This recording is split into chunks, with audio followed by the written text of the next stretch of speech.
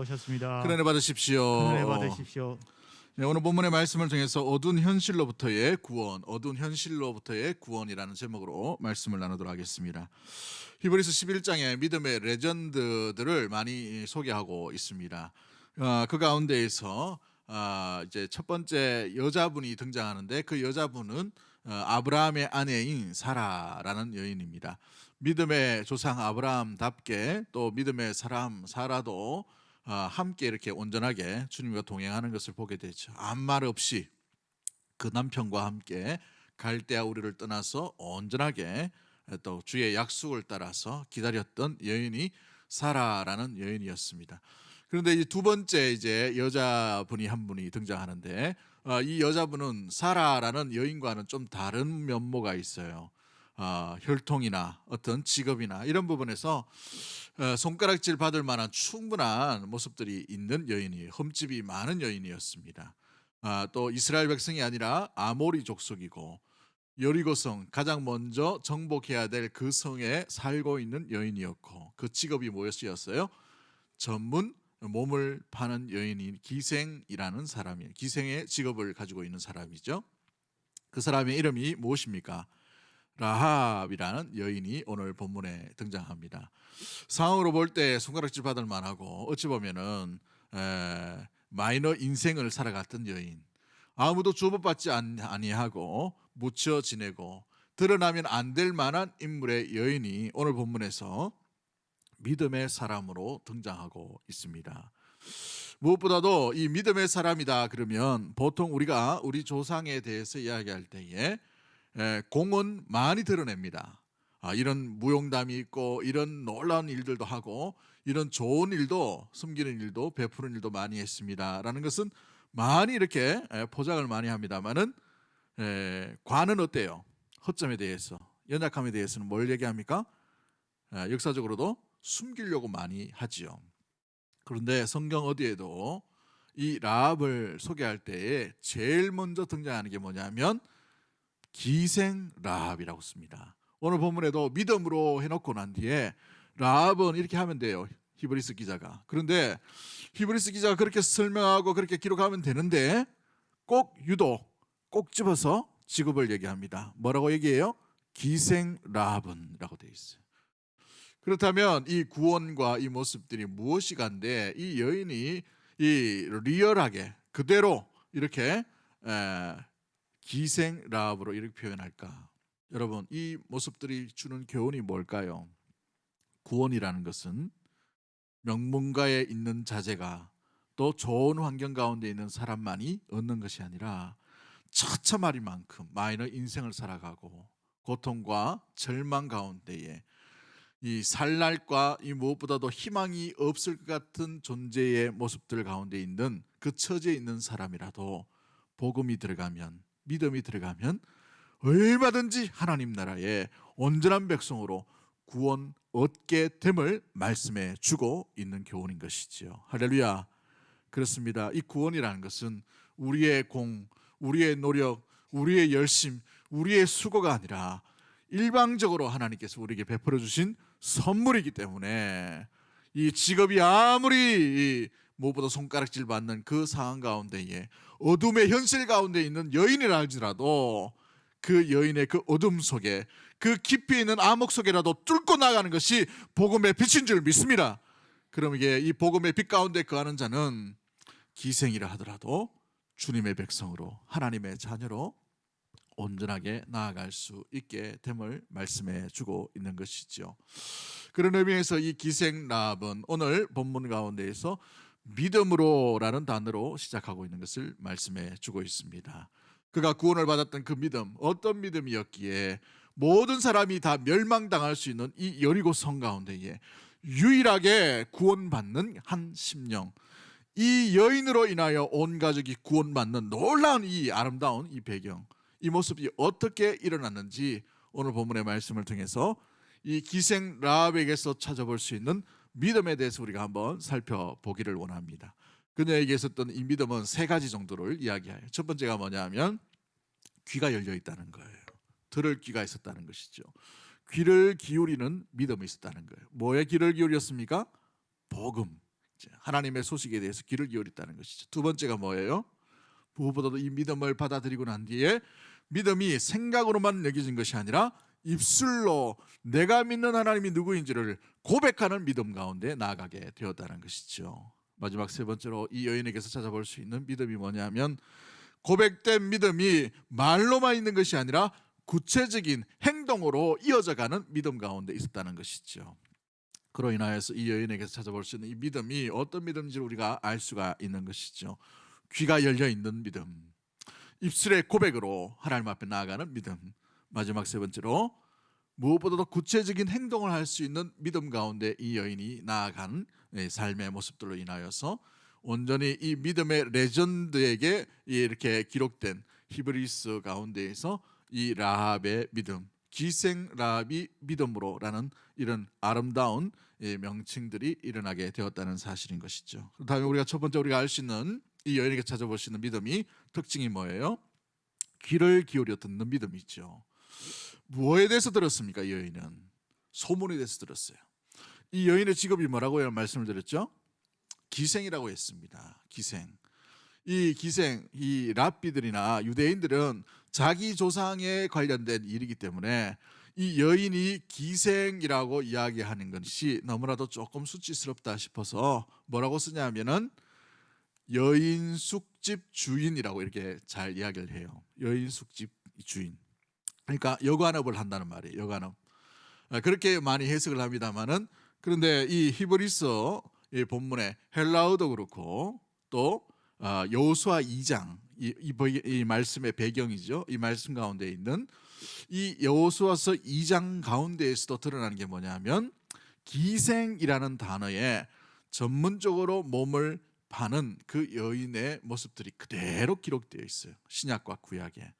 그로 인하여 성경이 과감 없이 그 여인의 현실이 어떠한지를 상당히 사실적으로 기록하고 있음을 말해주고 있어요. 아무튼 이 몸을 파는 여인 가운데에 많은 사람들이 때로는 잠을 자기 위해 들렸을 수도 있고 또 어떤 성행위를 하기 위해 갔던 그런 사람도 있을 줄 압니다만은 근데 특징이 뭐냐면 많은 사람들이 오고 가는 집이었다는 것이에요. 이 사람 저 사람 많이 온단 말이죠. 이 여인이 살고 있었던 집은 성벽 위에 꼭대기라고 되어 있어요. 이게 뭐냐면 외성과 내성 사이에 있는 그 집에 거주하면서 성문으로 드나드는 사람이 쉽게 찾아올 수 있게끔 있는 집이 라합의 집이었다는 거예요. 이게 특징이 뭡니까? 수많은 사람이 오다 보니 수많은 사람의 소식과 말들과 여러 가지 뉴스를 제일 먼저 듣는 데가 어디예요? 바로 이와 같은 집이에요. 소식이 몰려드는 집이란 말이죠. 온갖 잡동사리 소식이 다 들려드립니다. 이집트의 소식, 저 위에 있는 시리아의 소식, 저 위에 떠 있는 메소포타미아 지역에 있는 소식, 지나가는 상인들이 들리는 것이기 때문에 제일 먼저 소식들을 많이 듣던 곳이 바로 이 라합의 집이었다는 말이죠. 그러나 수많은 소식들이 있었어요. 수많은 여러 가지 이야기들이 있습니다. 수많은 좋은 뉴스들, 안 좋은 뉴스들이 다 들려지는 곳이 바로 이 라합의 집이었는데 그녀가 귀를 기울였던 곳이 어디냐? 하나님의 일하심이 무엇인지에 귀를 기울이겠다는 것이죠. 여호수아로 한번 돌아갑니다. 여호수아서 2장 10절 말씀 우리 한번 읽어볼까요? 같이 봅니다. 시작. 이는 너희가 애굽에서 나올 때 여호와께서 너희 앞에서 홍해 물을 마르게 하신 일과 너희가 요단 저쪽에 있는 아모리 사람의 두 왕 시온과 옥에게 행한 일 곧 그들에게 전멸시킨 일을 우리가 들었음이니라. 아멘. 우리가 뭘 했다라고 돼 있어요? 들었다라고 돼 있어요. 들었다. 여러분 이 들었다라는 단어가 히브리어로 샤마라는 단어입니다. 순종의 어원이 되는 말이죠. 샤마. 근데 어떻게 듣고 있는 것입니까? 주목해서 듣고 있죠. 하나도 빼앗지지 아니하고 그것을 다 듣고 있다는 거. 왜 들었을까요? 살 길이 여기 있다는 것을 알고 있었기 때문에 그렇죠. 뭐에 귀를 기울이냐 이것이 너무나도 중요한 겁니다. 성도가 무엇에 귀를 기울여야 생명의 길로 걸어갈 수 있을까요? 생명의 주인이신 하나님의 말씀에 귀를 기울일 때에 성도는 비로소 생명의 길로 온전히 걸어가게 되는 줄 믿습니다. 생명의 말씀, 생명의 길이 들리지 않는데 어떻게 생명의 길로 걸어갈 수 있을까요? 그러므로 우리 믿음의 성도들이 우리 마음 가운데 육신의 귀는 멀어질 수가 있어요. 나이가 들면은 잘 안 들려요. 잘 안 들려. 그죠? 우리 마음 가운데도 마찬가지고 잘 안 들릴 수가 있어요. 그러나 영의 양식과 생명의 양식은 항상 들려지는 이 귀가 있게 되기를 주의 이름으로 간절히 축복합니다. 이 귀가 열려 있어야만 생명의 뉴스, 생명의 소식, 생명의 그러한 귀한 소식들을 온전히 들을 수가 있게 되는 것입니다. 이 귀가 막혀버리면 어떻게 됩니까? 우리의 영이 점점 줄어들게 돼요. 수축하게 되는 겁니다. 생명의 길로 온전히 걸어갈 수가 없는 거예요. 이건 육체가 건강하냐 건강하지 못하냐 이 문제를 이야기하는 게 아니에요. 우리의 영에 들려져야 될 그 말씀, 생명의 양식이 우리의 믿음의 귀로 말미암아 항상 주님이 부르시는 그날까지 들려지는 아름다운 믿음의 모든 가족들이 되기를 주의 이름으로 간절히 축복합니다. 이걸 들어야만 여러분 생명의 길, 살 길이 뭔지를 알게 됩니다. 누구를 붙드는지 알아야 되는 것이죠. 누구를 의지해야 되는지 아는 것이죠. 여러분 이 뉴스가 들려질 때에 여리고성의 반응을 한번 보십시오. 우리가 2장 전체를 한번 쭉 살펴보면 이 소식이 들려질 때 이스라엘 사람들이 행군하고 있는 소식들이 들려집니다. 그럴 때에 여리고성의 반응은 문을 굳게 닫아버렸어요. 아무나 들어올 수 없도록 문을 닫아버렸단 말이에요. 이걸 뭘 얘기합니까? 생명의 소식, 살 길이 뭔지를 들려주는데 수많은 사람의 반응은 문을 닫아버린다는 거예요. 마음을 닫아버린다는 거예요. 말씀과 복음이 들려질 때에 마음의 문이 닫혀버리면 어떻게 됩니까? 오늘 히브리서 11장 31절 말씀 가운데 멸망의 길로 걸어갈 수밖에 없는 거예요. 들려지지 않으면 멸망의 길로 걸어갈 수밖에 없다는 사실을 우리는 기억해야 되는 것이죠. 그러므로 열릴 귀, 들려있는 귀가 있어야만 우리는 생명의 길로 온전히 주의 길로 온전히 걸어가게 되는 줄 믿습니다. 주의 말씀이 항상 들려지는 믿음의 모든 가족들 되기를 주의 이름으로 간절히 축복합니다. 말씀의 육신으로 오신 우리 예수님께서 우리 가운데 오셨습니다. 그 생명의 복음과 말씀이 들려질 때에 수많은 사람들이 예수님을 따랐습니다마는 주를 믿는 자, 주께 돌아온 자, 주께 반응하는 자, 주님을 따른 자는 극소수였어요. 왜 그렇습니까? 딴 걸 들었다는 거예요. 세상의 뉴스도 듣고 세상의 소리도 듣고 예수님이 전하는 말씀도 들었다는 거예요. 그러나 주목하고 붙들어야 될 것이 무언가 생명의 말씀에 귀를 기울인 것인 줄 믿습니다. 이 여인은 바로 이와 같은 믿음의 귀를 가지고 그 소식을 쭉 보겠어요 듣고 있었다는 것이죠. 그래서 9절 말씀 가운데에 우리가 알았다, 내가 알았다라고 이렇게 표현합니다. 9절 말씀을 한번 읽어볼까요? 9절 말씀 같이 봅니다. 시작. 말하되 여호와께서 이 땅을 너에게 주신 줄을 내가 아노라. 우리가 너희를 심히 두려워하고 이 땅 주민들이 다 너희 앞에서 간담이 녹나니. 아멘. 이 땅을 너희에게 주신 줄을 내가 어떻게 했다고 되어 있어요? 안다라고 되어 있죠. 귀가 열려야 알 수가 있게 되는 겁니다. 안다라는 게 뭡니까? 야다라는 거예요. 야다. 여러분 이 여인은 하나님에 대해서 전혀 신앙교육 받은 적이 없어요. 하나님이 어떤 분인지에 대해서 전혀 어떻게 복음을 옆에서 전해준 사람이 없단 말이에요. 그냥 들려지는 여러 가지 사람들의 소식들을 듣고 난 뒤에 이건 심상치 않다라고 귀를 기울였다는 거예요. 믿음의 귀가 열린 것이죠. 그래서 하나님을 알게 되는, 내가 안다라고 하나님이 어떤 분인지를 알게 되는 놀라운 일들 가운데 일어나게 되어 있어요. 귀가 열려야만 하나님이 누구인지를 알게 되는 것이죠. 그러므로 두 번째, 이 여인 가운데 있는 믿음 가운데 중요한 믿음이 뭐냐면 내가 누구를 믿는가를 입술로 고백하는 믿음 가운데 이 라합이라는 기생 라합이 나아가는 것을 보게 되죠. 8절부터 11절까지 말씀을 쭉 보시면 라합은 살아계신 하나님의 소문을 듣게 됩니다. 그래서 알게 되었어요. 알고 난 뒤에 안 것 정도로 머무는 것이 아니라 알매에 대해서 이 두 정탐꾼이 자러 올라갈 그 순간 가운데 같이 따라가서 뭐라고 얘기했냐면 내가 알고 있는 그 하나님에 대해서 믿음의 고백을 하고 있어요. 여러분 11절 말씀 우리 한번 읽어볼까요? 11절 말씀 같이 봅니다. 시작. 우리가 듣자 곧 마음이 녹았고 너희로 말미암아 사람이 정신을 잃었나니 너희의 하나님 여호와는 위로는 하늘에서도 아래로는 땅에서도 하나님이시니라. 아멘. 하나님을 두려워합니다. 와, 하나님이 어떤 분인가? 이 소문 가운데에서 이 바산이 뭐예요? 이 시온과 혼이라는 왕들, 어마어마한 왕들이에요.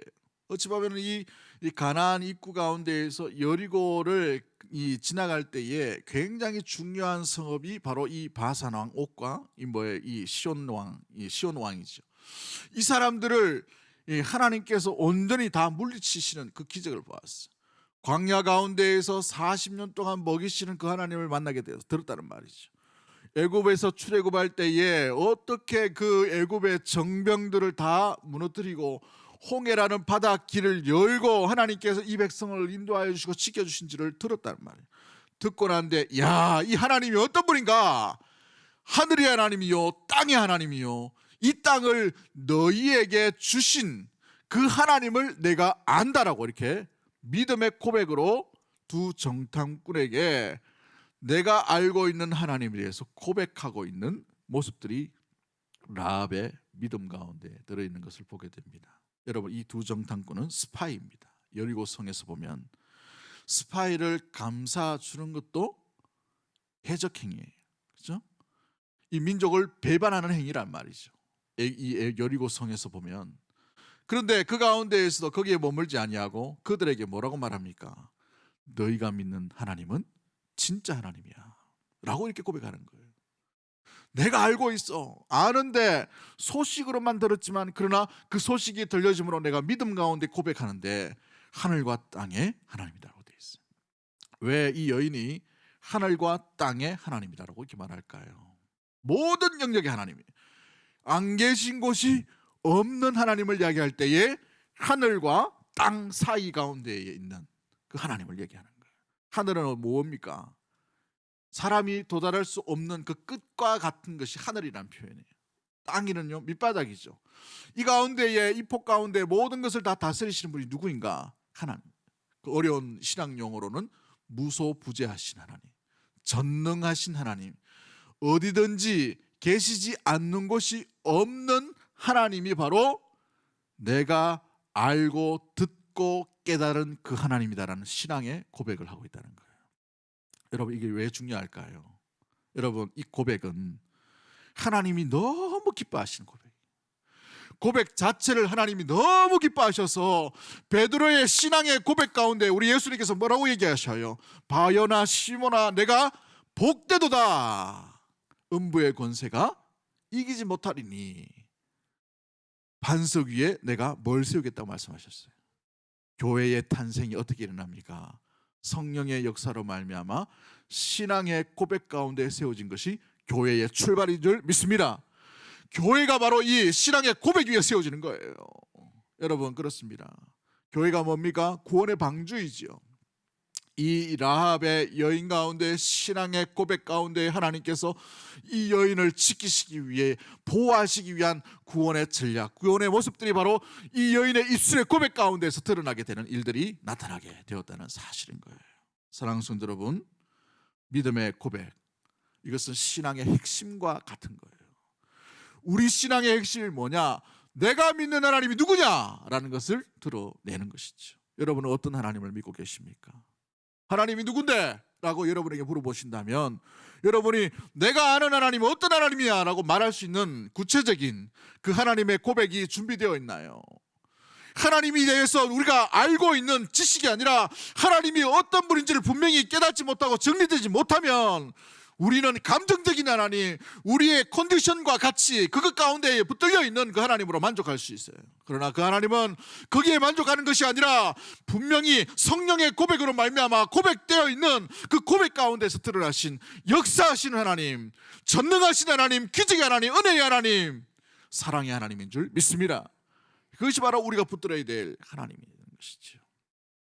여러분, 그렇습니다. 믿음의 사람들은 항상 믿음이 흔들릴 때나 또 어려울 때나 또 고난 가운데 갈 때에 내가 만날 하나님, 내가 붙들어야 될 하나님이 누구인지를 믿음의 고백으로 하나님 앞에 온전함으로 자기 입술을 열어서 드렸다는 것을 말해주고 있지요. 시편 18편 말씀에 다윗은 돌아보건대 모든 대적을 다 쳐부수고 지금까지 나를 이렇게 세우신 분이 누구인가를 고백할 때 나의 반석이신 하나님, 나의 피난처이신 하나님, 나의 온전한 바위신 그 하나님이 나를 지켜주셨습니다라고 믿음의 고백을 하고 있다는 사실이에요.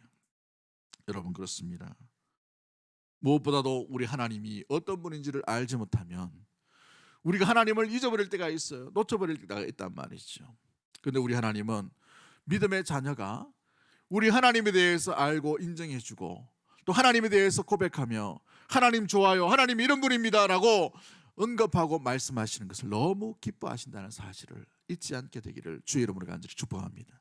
그러기에 우리의 신앙이 한 단계 점검이 되어지고 한 단계 성숙하기 위해서는 우리가 귀로 들었던 그 말씀, 내가 들었던 하나님에 대해서 우리의 입술을 열어서 내가 아는 하나님, 내가 믿는 하나님은 이런 하나님이십니다 라고 우리가 우리 이웃들에게 우리의 정체를, 우리가 어떤 사람인지를 드러내야 될 그런 중요한 모습들이 여기에 넣어져 있습니다. 라합은 이들을 숨기며 이들에게 찾아가서 하나님이 어떤 분인지를 드러내면서 나도 그 하나님의 백성으로서 하나님의 자녀로서 살고 싶은 그런 마음과 열정과 그런 순수한 그 의지들을 그들에게 보여주었다는 것이죠. 상천하지의 하나님, 하늘과 땅의 하나님, 이 땅을 너희에게 주신 그 하나님 편에 나도 서고 싶다라는 표현이 바로 이 신앙 고백 가운데 담겨져 있는 것이죠. 그로 인하여서 내가 너희를 선대하기에 너희도 나를 선대하기를 원한다라는 약속을 받게 됩니다. 그래서 창문에 붉은 줄을 달 수 있도록 이 두 정탐꾼과 약조를 하게 되는 것을 보게 되지요. 신앙의 고백 위에 하나님의 구원의 방주, 구원의 놀라운 계획들이 온전히 들어져 있음을 말씀해 주고 있는 것이에요. 사랑하는 성도 여러분, 그렇습니다. 우리가 어려울 때에, 우리가 흔들릴 때에 무엇이 우리를 잡아줄까? 때로는 우리의 열정과 우리의 헌신이 우리를 잡아주는 것처럼 보일 수가 있어요. 우리의 어떤 보면 수고함들이 우리를 온전히 균형 잡게 이렇게 잡아줄 때가 있죠. 그런데 잘 보십시오. 믿음의 사람이 믿음 가운데 균형 잡게 온전하게 한결같이 주의 길을 걸어가게 하는 것이 뭐냐면 우리의 신앙의 고백입니다. 교회가 바로 여기에 세워져 있기 때문에 그런 것이죠. 다윗은 이스라엘 온 공동체가 흔들릴 때에 골리앗 한 사람으로 말미암아 두려워 벌벌 떠는 그런 상황 가운데 이 어린 다윗이 뭐라고 신앙의 고백을 하고 담대하게 유일하게 혼자 골리앗 앞에 나아갑니까? 사무엘상 17장 46절과 47절 말씀에 보면 이렇게 다윗이 고백을 하고 골리앗 앞으로 나아가는 것을 보게 돼요. 주여, 온 땅으로 이스라엘에 하나님이 계신 줄을 알게 하겠고 또 여호와의 구원하심이 칼과 창에 있지 아니함을 이 무리에게 알게 하리라. 전쟁은 여호와께 속한 것인즉 그가 너희를 우리 손에 뭐 하겠다라고 되어 있어요? 넘기시리라 라고 되어 있어요. 여호와의 구원하심이 칼과 창에 있는 것이 아니라는 것이죠. 이것을 이 무리에게 알게 하겠노라. 전쟁은 하나님께 속한 것인즉 라고 믿음의 고백을 하고 하나님의 이름으로 나아가노라 라고 고백을 하고 온전히 두려움 없이 골리앗 앞에 나아가는 다윗의 모습을 보게 되지요. 초대교회가 모진 박해를 당하였습니다. 어려운 가운데 거하게 되었어요. 이제 정부로부터는 오는 이 대대적인 박해가 멈춰질 만할 때에 교회는 또 다른 공격들이 오게 되었어요. 수많은 철학과 수많은 사상들이 교회를 침범하게 된 것이죠. 그래서 신플란톤주의, 영지주의, 만몬 이런 것들이 막 들어오게 되었어요. 그로 인하여 교회가 이리 흔들리고 저리 흔들리고 마음 가운데 이 교회들이 막 이렇게 들쑤시 같은 이런 어려움들이 이미 사도들이 사역하는 그 현장 가운데에서도 일어나고 있는 상황 가운데 있었습니다. 그럴 때에 믿음의 교회가 선택한 균형 잡힌 방법이 무엇이었어요? 325년에 이들은 많은 사람들 앞에 또 성도들 앞에 이런 고백을 합니다.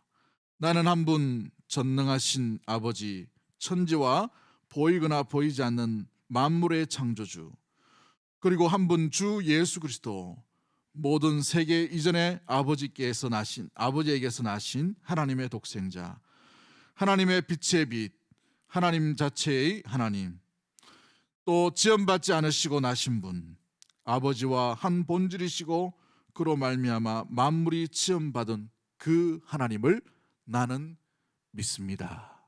신앙의 고백으로 나아갔다는 거예요.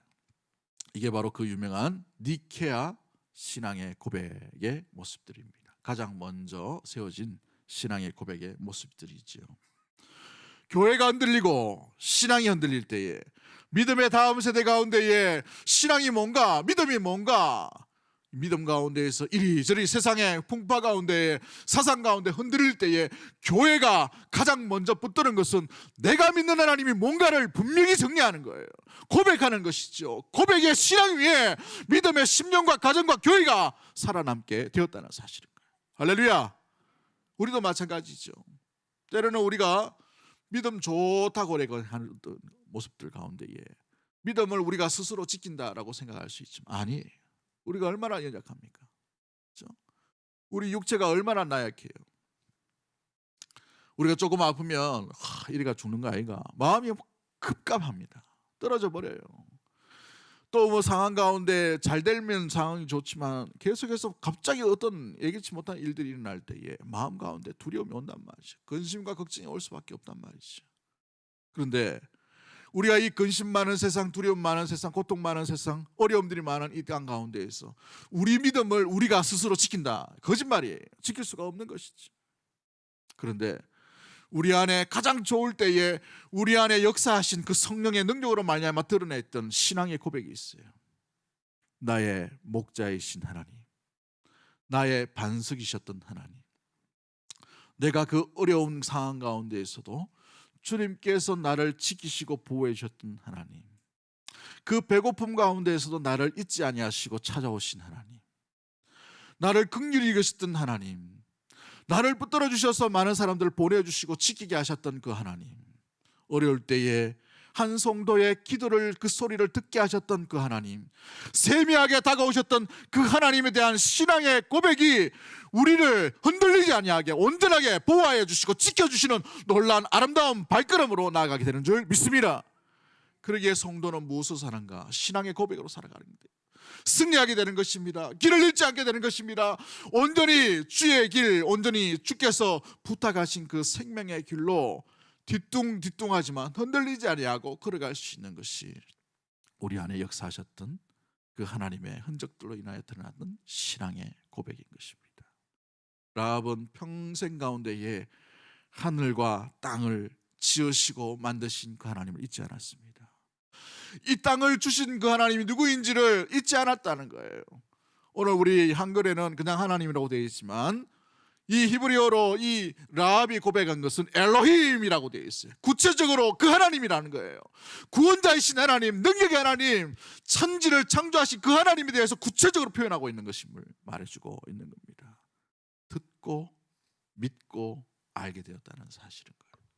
사랑하는 성도 여러분, 우리 믿음의 길을 걸어갈 때에 우리 안에 우리의 상황들이 우리를 흔들리게 할 수는 있지만 우리 안에 역사하셨던 그 하나님의 흔적들과 성령의 은혜와 능력으로 말미암아 우리 입술로 고백된 그 신앙의 고백을 잃지 않게 되기를 주의 이름으로 간절히 축복합니다. 우리가 주일날 사도신경을 외우는 이유가 뭐예요? 우리가 믿는 신앙의 근간이 무엇인지를 잊지 않도록 하기 위한 그러한 모습들인 것이죠. 그렇습니다. 우리가 우리를 지키는 것이 아니라 우리를 고백하게 하셨던 그 성령이 우리를 온전히 지켜주시는 줄 믿습니다. 이것이 바로 라합 가운데 있는 놀라운 믿음 가운데 있었다는 사실인 겁니다. 마지막 세 번째가 뭐예요? 입술로 말만 하는 신앙이 아니라 이 라합은 구체적인 행동을 하는 거예요. 살 길이 어디 있는가, 생명의 길이 어디 있는가를 잊지 않음으로 말미암아 생명의 길을 선택하는 그 길 가운데에서 그가 행동하는 모습들로 나아갔다는 것이죠. 구체적인 행동이 무엇입니까? 히브리서 11장 31절 말씀에 그녀가 어떻게 되어 있어요? 믿음으로 기생 라합은 정탐꾼을 어떻게 했다가 되어 있어요? 평안히 영접했다고. 여러분, 평안할 수 있는 상황입니까? 걸리면 어떻게 돼요? 다 죽어요. 군사들이 이 사람들을 찾기 위해 막 집을 다 뒤지는 그런 상황입니다. 드라마의 주제에 굉장히 좋은 주제인데, 그죠? 많은 백성들, 많은 사람들이 막 횃불을 들고 이 집 저 집 막 찾아다니면서 막 두드리고 있어요. 근데 이 집만이 평안하게 그 가운데 이 두 정탐꾼을 지붕으로 숨겼다가 군사들이 지나고 난 뒤에 줄을 내려서 성벽을 타고 도망할 수 있도록 만들어주고, 다시 이스라엘 백성들 올 때까지 붉은 천을 탁 매달고 있는 그런 상황. 구체적인 행동을 했다는 말입니다. 여러분, 믿음의 고백을 시큰하고 난 뒤에 나는 하나님을 믿습니다, 하나님을 의지합니다 해놓고 군사들이 찾아왔을 때 정탐꾼 여기 있습니다 이렇게 했으면 어떻게 됐을까요? 다 죽는 거예요. 다 죽는 거. 라합은 생명의 길을 선택할 때에 그녀의 생명도 걸었다는 거예요. 생명의 길이 뭔지를 알고 그녀가 뭘 했다는 말이에요? 자기 생명을 걸었다는 거예요. 이게 믿음인 것이에요. 이게 믿음. 내가 주 예수 그리스도를 믿습니다, 하나님을 믿습니다, 전능하신 분을 믿습니다, 독생하신 그분을 믿습니다 라는 그 고백은 생명을 걸어야 되는 행동이 드러나야 되는 것이죠. 왜 이것이 믿음의 레전드 가운데 이야기하면서 두 번째 이 여인으로 기생 라합을 언급하면서까지 이렇게 기록해 놓았을까요? 초대교회에 수많은 박해와 어려움 가운데 있는 사람들이 있습니다. 아브라함이 갈 바를 알지 못하고 나아갔던 순종의 길로 걸어갔던 그 모습들, 그 레전드들 쭉 얘기해요. 기생 라합이 뭘 했지? 라고 돌아보니 마음 가운데 믿었던 것을 생명을 걸고 이들을 지켰다는 거예요. 생명에는 생명을 걸었다는 것이죠. 복음이 들려지고 주의 생명의 말씀을 알았어요. 하나님을 믿었습니다. 우리를 구원하신 분이 누구인지를 알게 되었어요. 주 예수 그리스도를 믿는 자에게 생명과 영생과 구원이 있음을 알게 되었어요. 그러면 그 생명을 알게 된 그 순간부터 주 예수 그리스도를 위해 살아가는 생명의 길을 자기 생명을 걸며 나가는 이 여인의 믿음 가운데 있었던 것을 믿음으로 기생 라합은 평안히 정탐꾼을 영접했다는 것입니다. 평안히 주 예수 그리스도를 영접하는 것이 비록 우리 가운데에 때로는 고통과 절망과 아픔과 상함과 사망이 온다 하더라도 놓칠 수 없는 생명을 걸만한 그러한 길임을 이 기생 라합이 보여주는 믿음 가운데 있는 것을 말해주고 있는 것이지요. 평안히 예수 믿는 것은 없습니다. 사랑하는 성도 여러분, 구체적인 삶 가운데 행동이 드러나야 되는 것이죠. 우리의 믿음이 말만 하는 믿음이라면 이 땅 가운데는 변함이 없게 되는 것을 보게 됩니다. 야고보 사도는 그 믿음을 죽은 믿음이다 라고 야고보서 2장 14절과 15절 25절 말씀에 말씀하고 있는 것을 보게 되지요. 팀 켈러라는 목사님이 이런 말을 합니다. 가짜 기독교인이라면 대답할 수 없는 세 가지 질문이 있다. 첫 번째가 당신의 삶에 나타난 하나님의 임재의 증가하심, 임재하심이 있는가? 하나님의 임재를 늘 이렇게 경험하고 있는가? 임재하심이 있는가라는 것을 점검해 보라는 것이죠. 두 번째가 뭐냐면 성경 말씀, 진리의 말씀, 생명의 복음이 들려지고 난 뒤에 변화되고 있는가? 변화의 삶을 살아가고 있는가? 세 번째가 뭐냐면 하나님의 인자하심과 자비하심 가운데에 감사가 있는가? 감사가 드러나는가? 자기 실력으로 잘한 것처럼 보이고 자기 실력처럼 산 것처럼 보이는 것이 아니라 내 안에 주의 긍휼과 자비하심으로 말미암아 내가 나된 것이 주의 은혜입니다라고 고백할 수 있는가라는 것을 말해주고 있는 것이죠. 라합 가운데에서 생명의 복음이 들려짐으로 생명의 길이 하나님께 있음으로 알고 하나님의 백성이 되고자 하는 열정이 있었습니다. 믿음이 있었어요. 그 열정은 행동으로 드러나게 됩니다. 두 정탐꾼을 자기 생명을 걸고 살려주는 일. 두 정탐꾼이 정말 이 소식을 전해 듣고 이스라엘 백성들이 쳐들어올 때에 붉은 줄 그 하나 달고 그 붉은 줄의 그 약속, 의지함 그것만 믿고 견디는 거예요. 생명을 걸었다는 것이죠. 여러분은 주 예수 그리스도를 믿고 난 뒤에 뭘 걸고 있습니까? 이 여인에게는 생명을 걸었다는 사실인 거예요.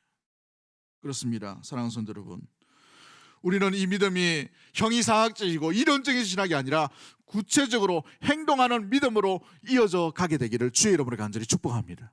이것이 바로 라합 가운데 찾아볼 수 있는 믿음 가운데 있는 모습들인 것이죠. 여러분, 조지 위필드라는 분이 목사님이 이런 말을 합니다. 모든 사람은 본성적 의지로 하나님을 미워하게 된다. 다음에는 이거 글자 조금 크게 해주세요. 나중에 잘 안 보이죠? 하지만 그가 주님께로 돌아서게 될 때에 복음적인 회개에 의해 그의 의지가 변화된다. 복음적인 회개로 온전히 변화된 영혼은 새로운 성향, 새로운 욕구, 새로운 습관을 가지게 된다라는 것이죠. 새로운 욕구, 새로운 습관이 생기게 된다는 거예요. 믿음의 사람은 믿음의 습관의 행동이 일어나게 되는 줄 믿습니다. 그게 뭐예요? 생명의 길을 선택하는 거예요. 생명의 길로 나가는 것이죠. 그 붉은 즉을 의지하며 믿는 행동의 삶을 살아가게 됩니다. 언제 올지, 언제 상황이 변화될지 모르지만 그 붉은 즉 하나만 의지하고 마음을 변치 않는 거예요. 한결같이 지키는 거예요. 이스라엘 백성들이 오는 것을 기다리고 사모하는 것이죠. 초대교회 성도들 가운데 어떤 일이 일어납니까? 주님이 다시 오시겠다 약속하셨어요. 부활하신 주님이 다시 오신다는데 고난당하고 박해당하고 저 집이 죽어나가고 이 집이 떨어져 나가고 사자밥이 되는 가운데에서도 예수님이 안 오셔요. 그러나 분명히 약속의 말씀 가운데 주님은 분명히 구름 타고 오시리라 말씀하셨습니다. 그 말씀 가운데 내 생명이 다한다 하더라도, 내 열정이 다한다 하더라도, 내가 없어진다 하더라도 그 약속을 의지하겠습니다. 붙들겠습니다. 그것만 바라보겠습니다. 약속만 의지하는 삶으로 변절되지 아니하고 한결같이 믿음의 사람으로 믿음의 거룩한 습관을 가지고 온전히 나아가겠습니다. 이 믿음 가운데 있는 것이 바로 보여주는 것이 라합의 열정과 믿음 가운데 있는 것을 말해주고 있죠. 존 오웰이라는 목사님이 이런 말을 합니다. 진짜 불에 열이 있는 것처럼 참된 믿음에는 거룩함이 있다라는 것이죠. 거룩의 길, 또 주님 닮기를 원하는 그 열정으로 나아가게 되는 것입니다. 믿음에는 믿음의 습관이 나타나게 되는 줄 믿습니다. 믿음에는 믿음의 행동이 드러나게 되는 줄 믿습니다. 믿는 사람은 믿는 행동이 일어나게 되는 줄 믿습니다. 생각과 마음 가운데 이런 것이 아니라 마음과 말의 행동 가운데에서 믿는 행동들이 일어나게 되는 것이죠. 그것이 인내요, 그것이 사랑이요, 그것이 온유요, 그것이 양선이요, 그것이 오래 참음이요, 그것이 믿음 가운데 주를 앙망하고 소망하는 기다림 가운데 드러나게 되는 것입니다. 말씀을 맺도록 합니다. 오늘 우리 가운데에 때로는 환경이 좋지 못하는 환경 가운데 살아간 우리 세상 가운데 있는 것을 보게 되죠. 어려움들이 있습니다. 우리를 둘러싼 환경이 그렇게 썩 좋지 않아요. 시금치 한 단에 누가 7,000원 줄 어떻게 알았겠어요? 응? 시금치 한 단에 몇백 원밖에 안 하는 그 형 가운데 있죠. 왜 전쟁이 이렇게 일이 갑자기 일어나는 거야? 남의 집 전쟁인데 우리 집 가정 형편만 더 어려워지는 이런 것들, 예기치 못하는 우리 상황들, 코로나가 멈춰선 것 같은데 또 재유행한다라고 이렇게 우리를 움츠리게 되는 그런 상황들. 다른 집은 모르겠는데 우리 집만 자꾸 저 어려움 가운데 난참과 상함들이 오는 것 가운데 우리 마음이 때로는 세상의 뉴스, 세상의 소식들에 우리가 귀를 기울일 때가 있단 말이죠. 그러나 성도는 세상의 소식에 귀를 기울이지만 그러나 생명의 복음에 가장 먼저 귀를 기울이는 성도가 되어야 되는 줄 믿습니다. 우리의 마음 가운데 우리의 열정, 우리의 어떤 컨디션을 믿지 말고 우리 안에 역사하셨던 그 하나님의 흔적들을 돌아보며 우리 입술을 열어서 주님을 고백하는 신앙의 고백 위에 우리 자녀들을 양육하고 우리 다음 세대를 양육하고 우리가 그 길 가운데 비틀거리고 뒤뚱거리지만 그 길로 온전히 한결같이 걸어가는 신앙의 고백자들로 온전히 살아가는 믿음의 모든 가족들 되기를 주의 이름으로 간절히 축복합니다. 주의 복음을 선택했다면, 믿는다면 주의 믿음의 습관, 거룩함의 습관, 아름답게 변화된 하나님 닮은 온전한 행동들이 드러나야 됨을 기억하고 주님이 다시 오시는 그날까지 우리 이 마음 가운데 변치 아니하게 온전히 생명의 길, 믿음의 길, 온전함으로 나아가는 우리 모든 믿음의 신앙, 주의 백성, 하나님의 자녀가 되기를 주의 이름으로 간절히 축복합니다. 우리 시간 찬양하도록 합니다. 주의 보좌로 나아갈 때에 어떻게 나가야 할까? 주의 보좌로 나아갈 때에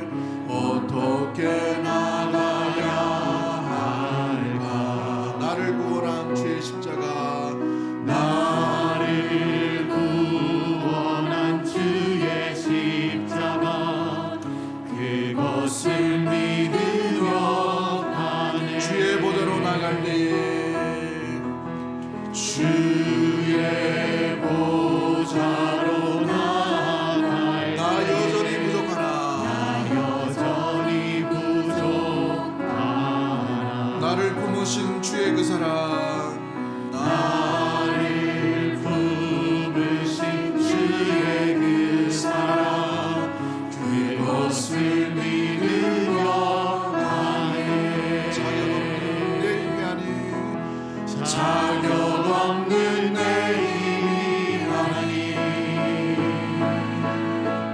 오직 예수님의 보혈로 자격 없는 내 힘이 아닌 자격 없는 내 힘이 아닌 오직 예수님의 보혈로 오직 예수님의 보혈로